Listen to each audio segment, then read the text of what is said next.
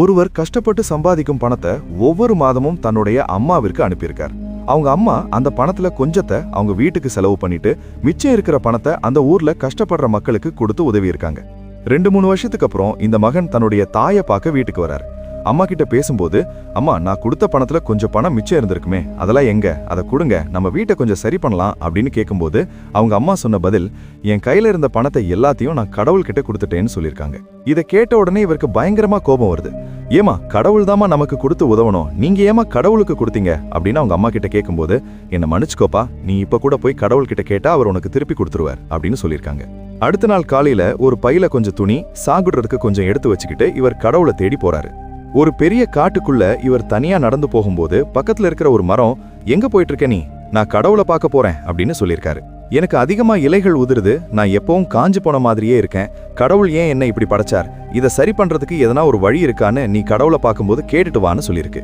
இவரும் சரின்னு சொல்லிட்டு போயிருக்காரு. அடுத்து கொஞ்ச தூரத்திலேயே ஒரு குதிரை ஓடி வந்து, ஏய் மனுஷனே எங்க போயிட்டு இருக்க நீ அப்படின்னு கேட்கும்போது, நான் இந்த மாதிரி கடவுளை பார்க்க போறேன் அப்படின்னு சொல்லியிருக்காரு. அதுக்கு அந்த குதிரை சொல்லியிருக்கு, எனக்கும் பயம் பதட்டம் அதிகமா இருக்கு, இதை எப்படி சரி பண்றது, இது ஏன் கடவுள் எனக்கு கொடுத்தாருன்னு நீ ஒருவேளை கடவுளை பார்த்தா எனக்காக கேட்டுட்டு வந்து சொல்லுன்னு சொல்லியிருக்கு. சரின்னு இவர் முன்னாடி போகும்போது முனிவர் வராரு. தம்பி நில்லுப்பா, உன் மனசுல என்ன ஓடுதுன்னு எனக்கு தெளிவா தெரியுது, நீ கடவுளை தேடிதானே போயிட்டு இருக்க, கடவுள் இங்க இல்லப்பா, ஆல்ரெடி உங்க வீட்டுக்கு போயிட்டாரு, நீ வீட்டுல போய் கடவுளை பார்த்து பேசுன்னு சொல்லியிருக்காரு. இவர் சரின்னு திரும்பி போகும்போது, ஏப்பா நீ வர்ற வழியில ஒரு குதிரையை பாத்தியா, ஒரு மரத்தை பாத்தியான்னு கேட்டிருக்காரு. அந்த குதிரையோட பயம் பதட்டம் போறதுக்கு அந்த குதிரை மேல ஒரு மனுஷன் ஏறி உட்கார்ந்து சவாரி செஞ்சா அந்த குதிரை ரொம்ப ஸ்ட்ராங் ஆயிரும்னு சொல்லு. அந்த மரத்துக்கு கீழே ஒரு பெரிய புதையல் இருக்கு, அந்த புதையலை தோண்டி எடுத்தாச்சுன்னா அந்த மரம் பசுமையா வளரும்னு சொல்லிடுன்னு சொல்லியிருக்காரு. இவர் போற வழியில குதிரையை பாக்குறாரு.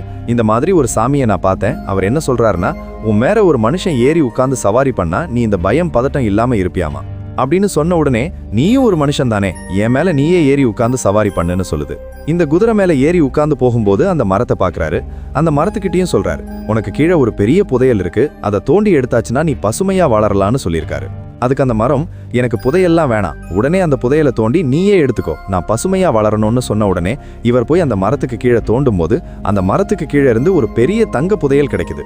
இந்த கதையோட சுருக்கம் என்னன்னா, கடவுள் பேரை சொல்லி நீங்க யாருக்காவது ஒரு சின்ன உதவி பண்ணா கூட அதை விட பல மடங்கு உங்களை தேடி வந்து சேரும்ன்றத எல்லாருக்கும் ஷேர் பண்ணி சொல்லிட்டு நம்ம சேனலை சப்ஸ்கிரைப் பண்ணிடுங்க.